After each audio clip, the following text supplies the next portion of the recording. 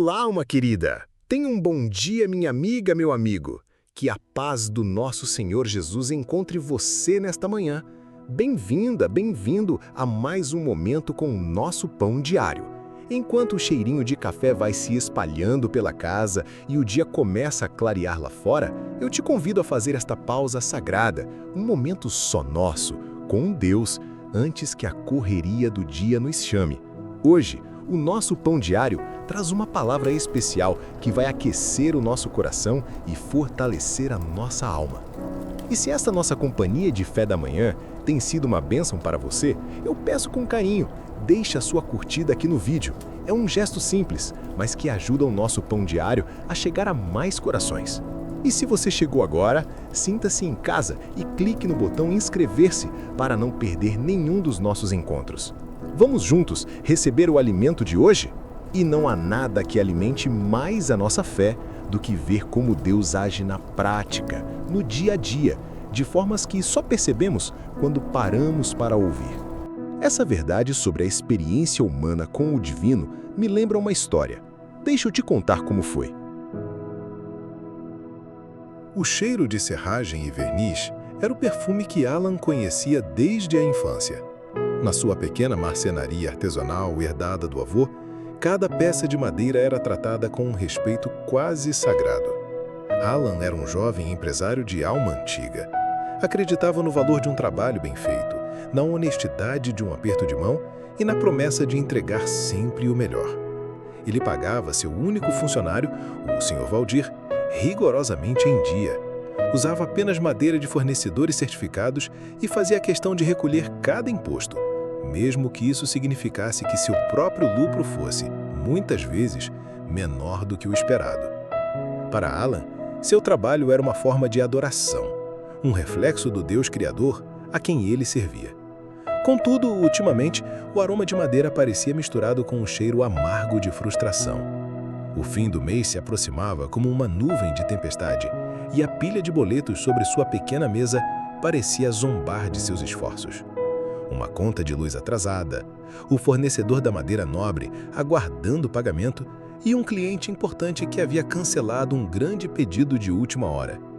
Alan passou a mão pelo rosto, sentindo o cansaço pesar não apenas nos ombros, mas na alma. Ele olhou para as mãos, calejadas e marcadas pelo trabalho duro, e se perguntou pela milésima vez onde estava errando. Foi nesse momento de desânimo que ele pegou o celular para respirar. Um erro. A primeira imagem que saltou na tela era o sorriso largo de Ricardo, um amigo dos tempos de escola, postado ao lado de uma caminhonete nova e reluzente. A legenda dizia: "Para quem duvidou, o céu é o limite quando você sabe jogar o jogo." Alan sentiu uma pontada no peito, uma mistura ácida de inveja e injustiça. Ele sabia qual era o jogo de Ricardo. Como pequeno empreiteiro, Ricardo usava materiais de segunda linha, cobrando como se fossem de primeira. Tinha metade da sua equipe sem registro e era mestre em renegociar contratos de forma a sempre levar vantagem. Ele vivia rindo, dizendo que ser certinho era coisa de otário. E ali, na tela do celular, estava a prova. A caminhonete de Ricardo, seus jantares em restaurantes caros, suas viagens de fim de semana. E aqui estava Alan, com as contas atrasadas e o coração pesado, tentando fazer o que era certo. Um pensamento venenoso começou a se enraizar em sua mente. De que adianta tudo isso? De que adianta ser honesto, orar toda manhã, se no fim do dia quem prospera é quem age de má fé? A marcenaria, antes seu lugar de paz, pareceu de repente uma prisão. Ele olhou para o crucifixo que seu avô havia pendurado na parede e, pela primeira vez, sentiu uma distância fria. Será que ser correto não compensa mesmo? Sussurrou para o silêncio do lugar. Será que Deus não está vendo a minha luta? Ou será que Ele simplesmente não está comigo? A manhã seguinte não preneceu o ableguecimento. O sol que entrava pelas frestas da marcenaria parecia iluminar apenas a poeira e as preocupações de Alan. Foi então que seu celular tocou. Era um número desconhecido. Do outro lado da linha, uma voz polida se apresentou como Dr. Matos, gerente de compras de uma grande construtora que estava erguendo um condomínio de luxo na cidade. Ele elogiou o trabalho artesanal que viu no portfólio online de Alan e o convidou para uma reunião urgente. Pela primeira vez em semanas, uma centelha de esperança aqueceu o peito de Alan. Poderia ser aquela a resposta às suas orações? Na reunião, o Dr. Matos foi direto ao ponto. A construtora precisava de todos os armários e portas de madeira para a área gourmet do condomínio. O valor do contrato fez os olhos de Alan brilharem. Seria o suficiente para quitar todas as dívidas, modernizar a máquina antiga e ainda ter uma reserva de paz por meses. Mas então veio a condição. Alan, disse o gerente, inclinando-se para a frente com um sorriso cúmplice. O que nós vendemos para os nossos clientes, o que está no contrato deles, é que tudo será feito com carvalho maciço, a melhor e mais cara madeira. Mas o custo dela está um absurdo. Então, o nosso esquema é simples. Ele fez uma pausa, como se contasse um segredo. Você vai construir toda a estrutura dos armários, o recheio deles, com o compensado mais simples e barato que encontrar. E por fora, para o cliente ver, você aplica uma fina camada, uma casquinha de carvalho. O cliente vai olhar, vai passar a mão e vai achar que é madeira pura. Ele nunca vai saber que está comprando uma ilusão, que por dentro o móvel é oco e frágil. Nós te pagaremos o valor cheio, como se tudo fosse carvalho de verdade. A diferença, que é um dinheiro enorme, fica para você. É o nosso prêmio pela sua esperteza. Alan sentiu um gelo no estômago. A proposta não era um atalho, era uma mentira deslavada. Era vender maquiagem como se fosse ouro. Ele voltou para a marcenaria atordoado, o peso da decisão esmagando a breve esperança que sentira. Ele contou a proposta para o Sr. Valdir, que ouviu tudo com os olhos arregalados. Antes que Alan pudesse expressar sua angústia, o velho funcionário interrompeu. Alan, essa é a nossa chance. É a mão de Deus, menino, disse ele eufórico. Alan balançou a cabeça. Mas, Valdir, isso é enganar as pessoas, é vender lixo dizendo que é luxo. Errado? Errado é a gente trabalhar de sol a sol para não conseguir pagar as contas. Olhe em volta, todo mundo faz isso. O Ricardo, seu amigo, você acha que ele construiu o que tem sendo santo? Para de ser besta, Alan. Engole esse orgulho e faz o que tem que ser feito. Pensa na gente, na sua oficina. A pressão era imensa. A voz de Valdir ecoava a mesma dúvida que já envenenava sua mente. Mas, ao olhar para a plaina gasta de seu avô sobre a bancada, Alan soube que não conseguiria. Ele respirou fundo, pegou o telefone e, com a voz trêmula, ligou para o Dr. Matos, agradecendo a oportunidade, mas recusando a oferta. Ao desligar, um silêncio pesado caiu sobre a oficina. Foi quebrado pelo som de notificação do seu computador. Um e-mail. Era do cliente que havia cancelado o pedido na semana anterior. A mensagem era curta e brutal. Prezado Alan, informamos que encontramos outro fornecedor que nos entregará o projeto pela metade do preço e em tempo recorde. Agradecemos o contato. O golpe foi devastador. A prova de que o mundo recompensava o atalho, o preço baixo, a falta de qualidade. Sr. Valdir, que leu a mensagem por cima do ombro de Alan, apenas balançou a cabeça em desapontamento. Ele tirou o avental encoeirado, dobrou lentamente e colocou sobre a bancada. Eu gosto muito de você, menino, de verdade, mas eu tenho família para sustentar. Não posso afundar junto com um barco que o capitão insiste em furar. Sem dizer mais nada, Sr. Valdir deu as costas e saiu, deixando Alan completamente só em meio ao silêncio ensurdecedor de sua integridade e de seu aparente fracasso. 3 dias se passaram. 3 dias de um silêncio que gritava dentro da marcenaria vazia. Para Alan, cada hora era uma tortura. O pó assentava sobre as ferramentas imóveis e a esperança parecia ter saído pela porta junto com Valdir. Naquela manhã, a dor virou revolta.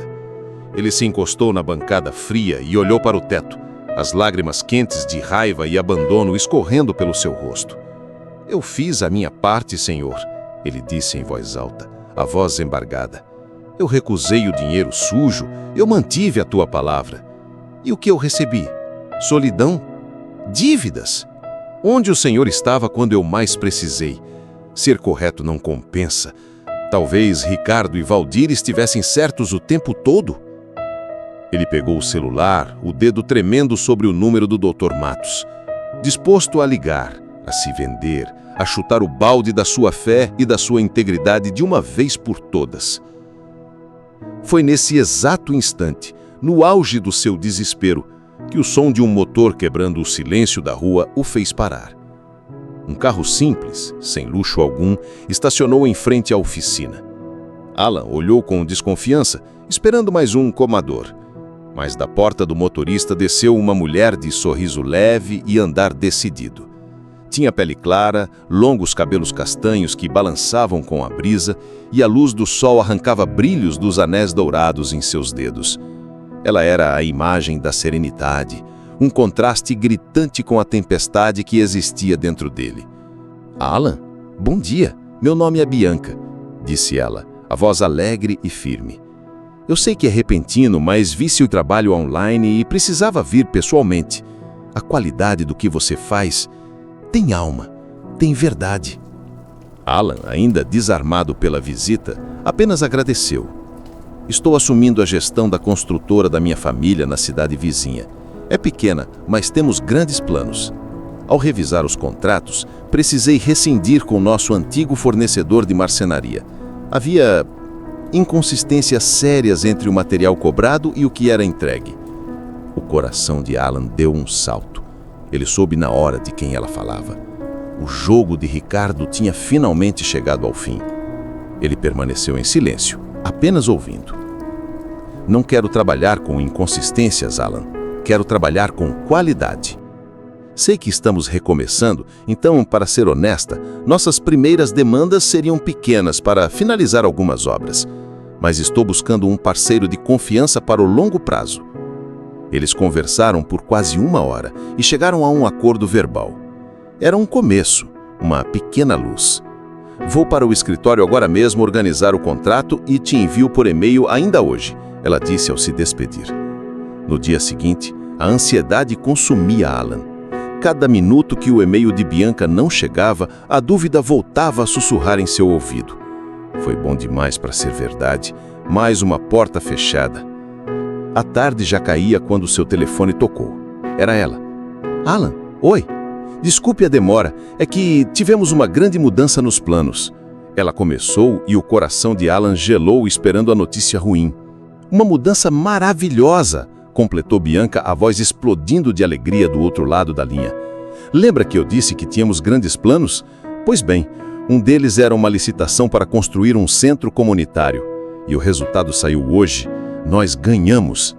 A demanda de serviço vai ser 10 vezes maior do que eu imaginava e vai começar imediatamente. Aquele nosso primeiro contrato pode rasgar. Eu quero saber se você aceita fechar um contrato de exclusividade muito maior para fornecer tudo. Você dá conta?" Alan ficou mudo, as pernas bambas. Ele se apoiou na bancada, a mesma onde horas antes havia chorado de revolta. As lágrimas voltaram, mas agora eram de um tipo diferente. Um nó se formou em sua garganta, um nó de pura gratidão. Ele entendeu tudo. Deus não estava em silêncio, ele estava trabalhando no silêncio. Ele não havia fechado a porta da proposta suja para deixá-lo no escuro, mas para protegê-lo para a porta certa e para uma porta muito maior e iluminada, que ele estava abrindo no tempo dele. O plano de Deus não era apenas que Alan sobrevivesse, mas que ele florescesse. E a condição para entrar por essa nova porta não era a esperteza do mundo, mas a integridade que ele, por um fio, quase abandonou. A história de Alan ecoa fundo em nosso coração, não é mesmo? Quem de nós nunca se sentiu sozinho na oficina da vida, olhando para as ferramentas da nossa fé e achando que elas perderam valor? Que nunca olhou para o próprio esforço e chorou, sentindo-se esquecido por Deus? Mas a virada na vida de Alan é o Salmo 33 se tornando real diante dos nossos olhos. A palavra nos diz: "O Senhor desfaz o conselho das nações, quebranta os intentos dos povos. O conselho do Senhor, porém, permanece para sempre." Enquanto Alan via o plano desonesto de Ricardo e do Dr. Matos parecerem prósperos, Deus, em silêncio, já estava frustrando esses caminhos e preparando um novo. Minha amiga, meu amigo, talvez hoje você esteja se sentindo como Alan naqueles 3 dias de silêncio, olhando para uma porta que se fechou, para um sonho que se frustrou, para a sua fidelidade que parece não ter sido recompensada. Mas eu quero que você guarde esta verdade no fundo da sua alma. Os olhos do Senhor estão sobre você. Ele não te abandonou. O silêncio dele não é ausência, é preparação. Ele está no controle. O plano dele para a sua vida não pode ser frustrado, não pode ser cancelado, não pode ser apressado. É perfeito. Confie nele. Continue esperando na sua misericórdia, pois é Ele quem livra a nossa alma e nos sustenta no tempo da fome. O plano de Deus para você não está atrasado. Ele vai se cumprir e será muito maior e melhor do que tudo que você ousou sonhar. Que a misericórdia do Senhor esteja sobre a sua vida hoje, assim como a sua alma espera nele. E assim chegamos ao final do nosso Pão Diário de hoje, mas o começo de um dia abençoado que se inicia. Que esta palavra seja a força e a luz para cada passo que você der. Se esta mensagem te abençoou, eu peço com carinho, deixe a sua curtida, para que ela possa encontrar outros corações que também precisam ouvi-la. E se você ainda não faz parte da nossa família, clique em inscrever-se. Será uma alegria ter a sua companhia em nosso encontro de fé, todas as manhãs. E antes de ir, quero te convidar a um ato profético, um ato de fé. Vá agora mesmo até os comentários e escreva: Deus abençoe o meu dia. Declare e profetize sobre as suas próximas horas, entregando cada uma delas nas mãos daquele que tem todo o poder. Eu vou ler e abençoar cada comentário. Que a paz de Cristo, que excede todo entendimento, guarde o seu coração e a sua mente. Um abraço forte e eu te espero aqui amanhã para mais um Pão Diário.